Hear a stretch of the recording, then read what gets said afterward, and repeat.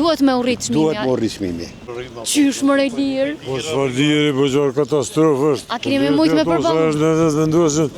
Rryma në Kosovë pritet të rritet 15%. Se çfarë mendime kanë qytetarët dhe sa kanë me mujt me i përballu kësaj rritje, kemi me bisedu në vazhdim.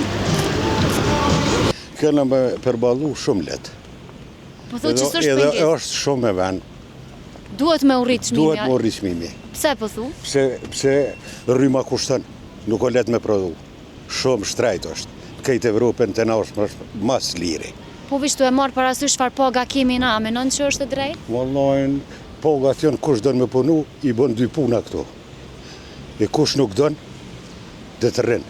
Qysh më lirë? Po çfarë lirë, po çfarë katastrofë është. A keni me mujt me përballë?